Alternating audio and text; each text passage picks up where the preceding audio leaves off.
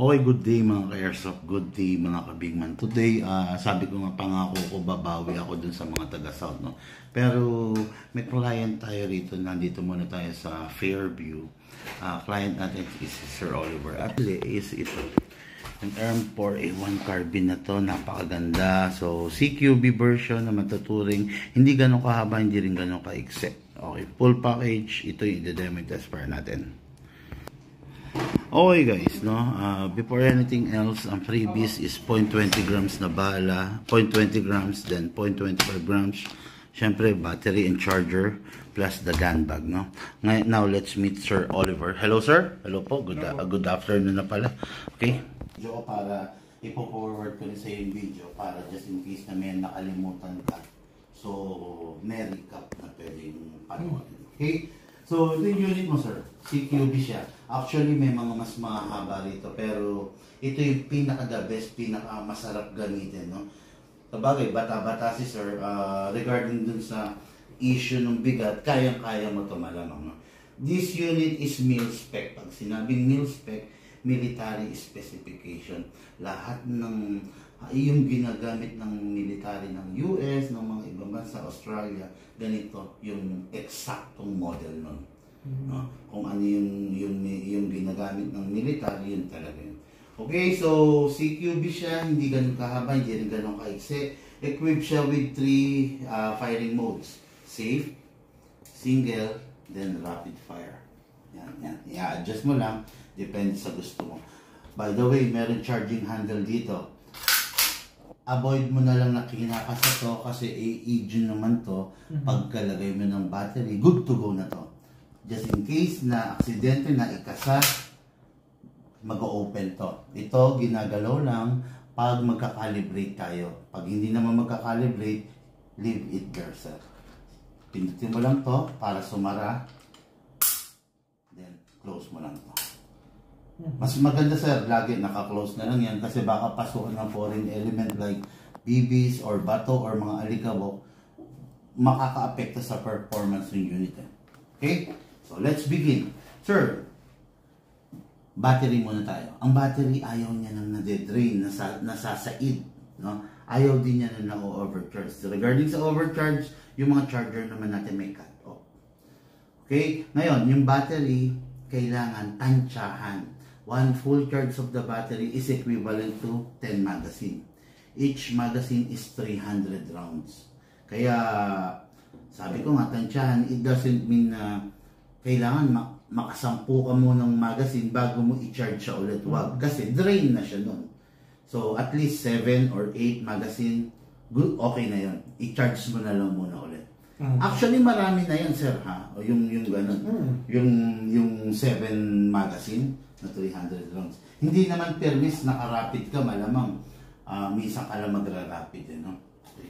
Anyway, so, ayun. Ang battery lifespan, 2 years. After 2 years, para rin siyang battery ng sasakyan natin, automatic siyang hihina. Then, this is the magazine, 300 rounds maximum na pwede mong ilagay sa kanya.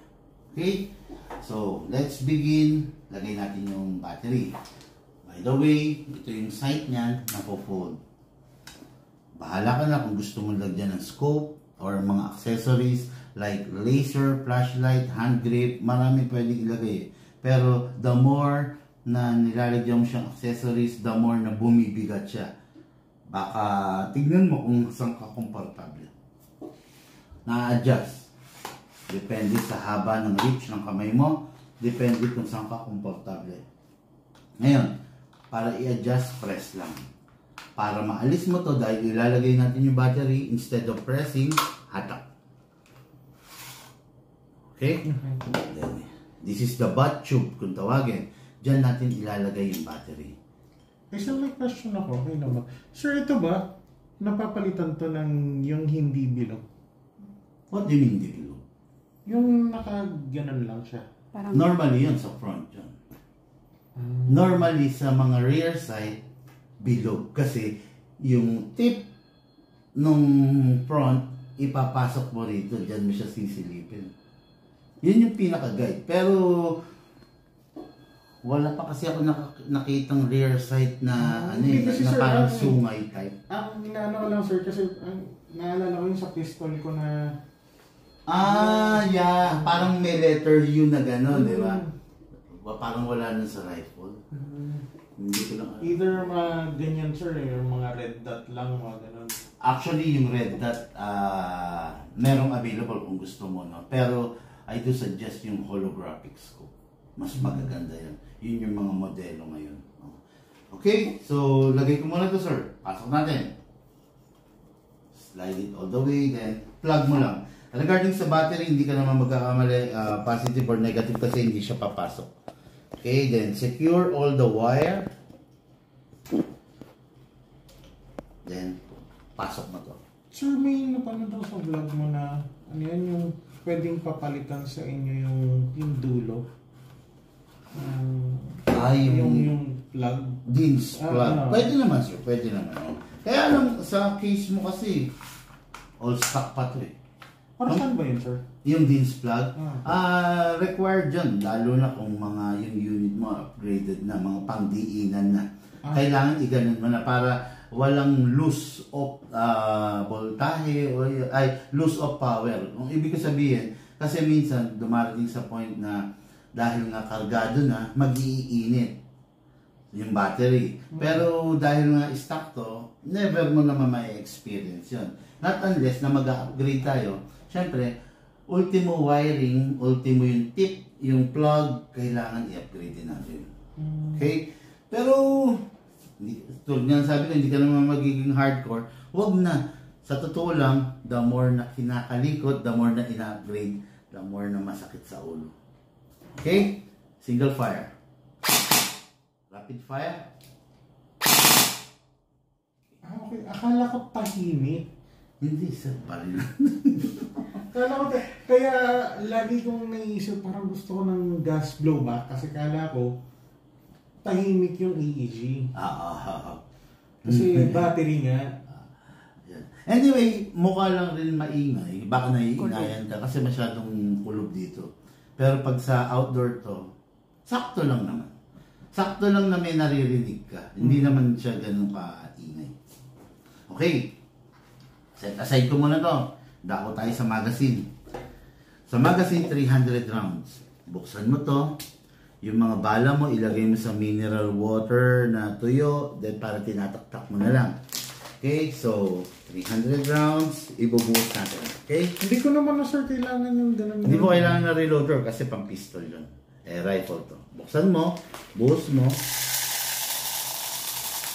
Ingat lang sa pagbuhos ha. Kaya sabi ko ilagay dito sa mineral water. Marami tayong ka-airsoft na hindi nila nakokontrol yung ganito. Binubuhos nila. Tapos ilalapag nila. Biglang sumasabog yung bibis.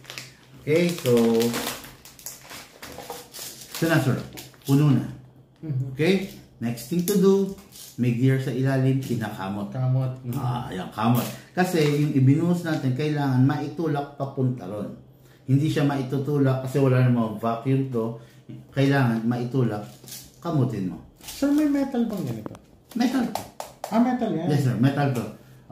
Hindi kita binigyan ng plastic kasi una-una, newbie. Pag newbie kasi, minsan, sorry for the word medyo careless. Diba? Siyempre, sira agad pag plastic. Kaya, sabi ko sa iyo binabagay ko sa client yung unit na makukuha niya. Kasi minsan, pangit naman pag overkill, diba? Pangit naman pag kulang naman yung service yung binigay sa'yo. Ito, naisip ko kasi, na-visualize ko kagabi. Sabi ko, newbie to, kailangan ng ganito, ganun. Okay? So, may gear sa ilalim, kamot. Mapapansin mo yan, mapupuno yan. Ayan, di ba? Tapos mapapansin mo, medyo humihigpit to. Ngayon, the more na maraming kamot, the more na maraming mailoload. Okay? Pag mahigpit na, okay na, pasok sa unit, make sure you heard the clicking sound, make sure na hindi malalaglag. Yung kalog na ganyan, normal yan. Okay? Kamot lang, then ready to fire. Bibigay ko sa iyo yung unit na kasi. Ikaw na bahala mag-select ng mode na gusto mo. 12 o'clock, single fire. 3 o'clock, rapid fire. Okay? So, safe. Any question? Wala naman na. Hindi kaya tatalbog yun sa... Actually, sir, hindi naman. Kaya niya butasin niya. Pero good thing is, pipigilan talaga niya. Hindi magpa-bounce. Okay, sir. Kylie. Dali, sir. Okay. Kylie.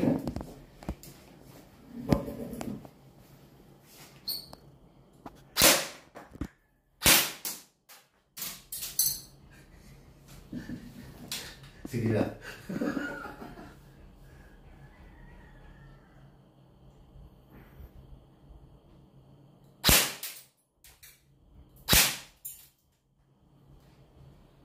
Try the rapid fire. Hindi. Ayan, kabila. Okay. Burst lang. Pitik-pitik.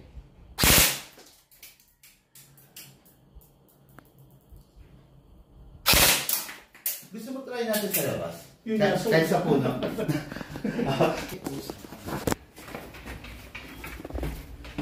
Yan, sa puno. Wala bang bunga yung mangga? Wala, no? Hi, Doc! Ayan, sir. Ayan. Halimbawa, yan. Ayan, tignan mo kung kaya mo. Yan, yung bunga naman.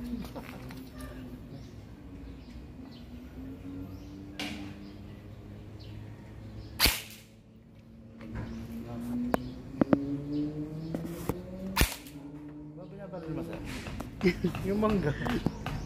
Parang malayo. Hindi naman.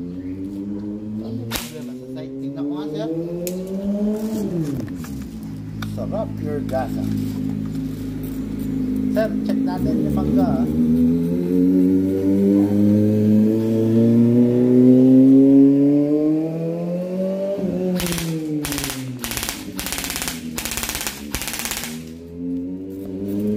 Okay naman, sir.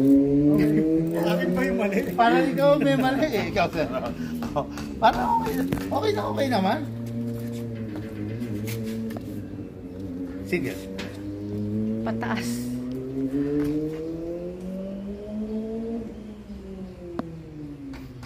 Kaya ako nalilito kasi dito ako natingin. Okay. Yan, kapain mo lang. Pag nandito ka, 12 o'clock. Pag nandito ka sa baba, 6 o'clock yun. Ah.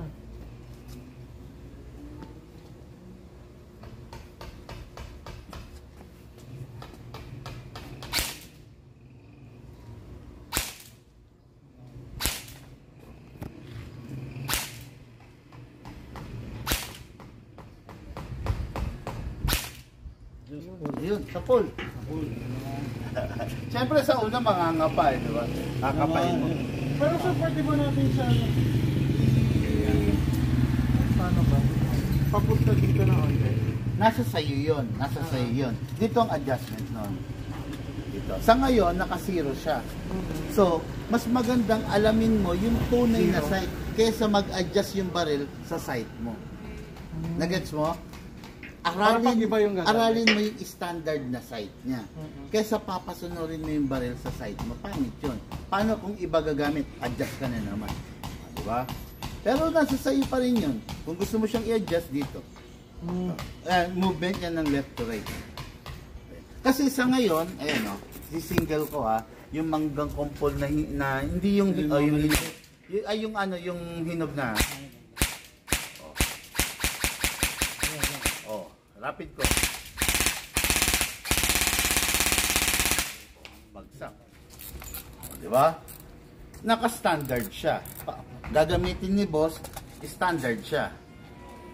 Pag in-adjust mo siya, mangangapa siya.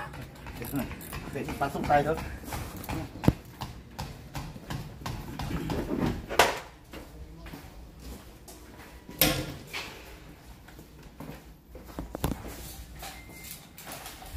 Okay. Ito na yung isa sa pinaka-fatal na yun. Yung pagre-rest. Itong unit mo, lakas ngayon. Feel na feel natin yung putok. Lumalagotok, lumalaga pa. Hihina to kung hindi mo properly maintain.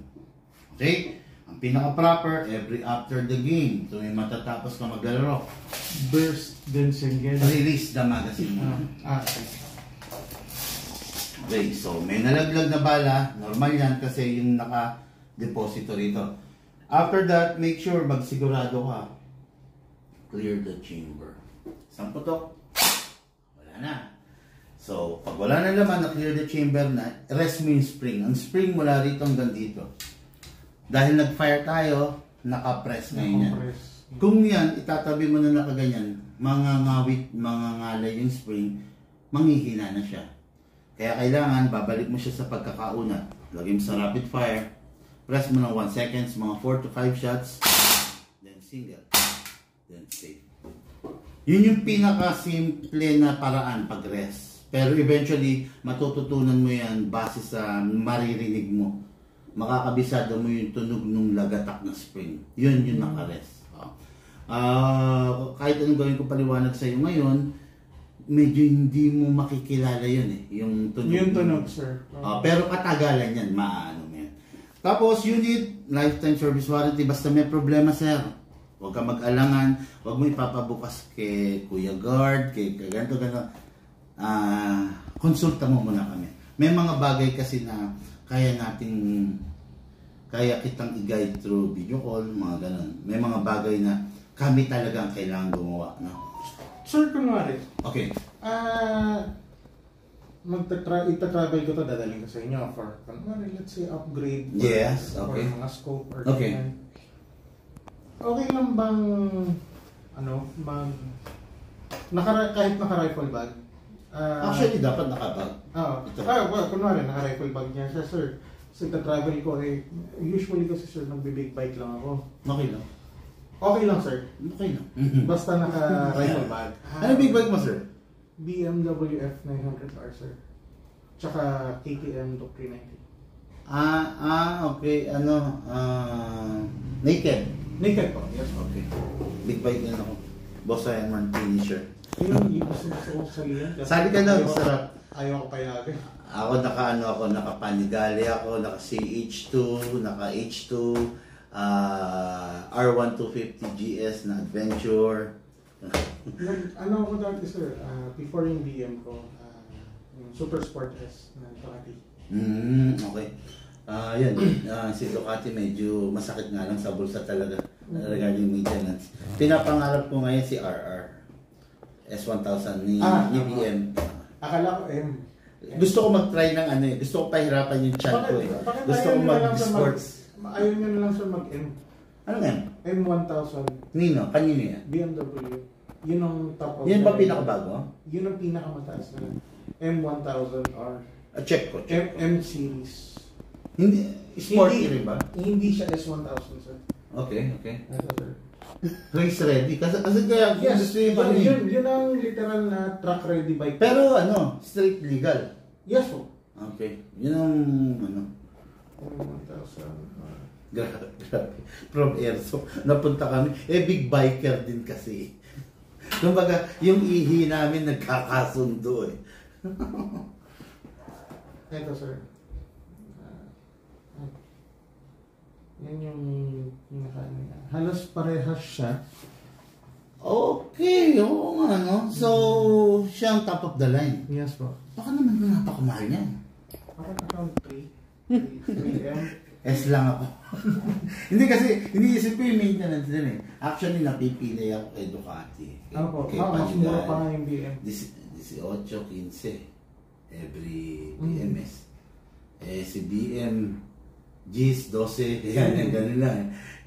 Kaya nabibigyan na lang. Tapos yung ang multistrada ko, hindi ko man mai-off-road. Kasi natatakot ako tumumbay. Kasi, syempre, may madadamage, may magagalusan. Tapos, ayun lang. Anyway, balik tayo sa airsoft, no? Sir, yung ginamit natin bala, huwag nang i-recycle hanggat maaari. Okay? Ang tanong ko, sir, kumari, like, ganyan, nag-clear ako ng chamber, naglaglag dito sa bag. Yeah. Pwede mo pang gamitin. Pwede pang gamitin. Pwede pa. Okay. Yung ang sinasabi ko lang, sir, yung mga na-fire natin, wag na yun. Kasi, tulad ng sabi ko, ang sisira sa baril mo, dalawa, ikaw, or yung bala na gagamitin mo. Yun lang. Kaya, ingat lang regarding doon. Tapos, wala naman na, yung si mother lang, sundin mo na lang para, di ba? Para rin naman sa iyo yun. Actually, kasi ako may anak din ako, papunta na rin sa teens age. medyo naaabot ko yung the way ng sinasan. Parang ano, kaya lang medyo ano lang si mother, parang masyadong protective. In fact, lalaki ka eh. Dapat, hayaan mo madapa, para, di ba? Pero, wala naman ako kinakampihan, kaya lang, both party kailangan may adjustment lang. Only, nag-iisa lang. Dalawa po kami. Pero 13-year age ka. Okay, so yung panganay? Sister. Ako yung panganay. Sister. Sister. Okay. Ayun. Okay, so yung unit ng ating ka-airsoft. Okay na, Sir Oliver, no? Oliver, no? Oliver. Yes, so. Baka may gusto ko i-shoutout mga kagrupo natin. Wala na. Okay, mga ka-airsoft, no? After nito, Padre Garcia, Batangas, Calamba, Laguna, and Lipa, Batangas. Okay? So, kaya medyo nagmamadali ako. Ito si Sir Oliver, dinili ako. Okay, unit niya, the M4A1 carbine CQB. Consider CQB to because of its size. Sa weight, medyo mabigat talaga, solid na solid. For sure, dahil sa age ng ating ka-airsoft, bata-bata pa. So, mag-enjoy siya rin. Thank you, and have a blessed day to all.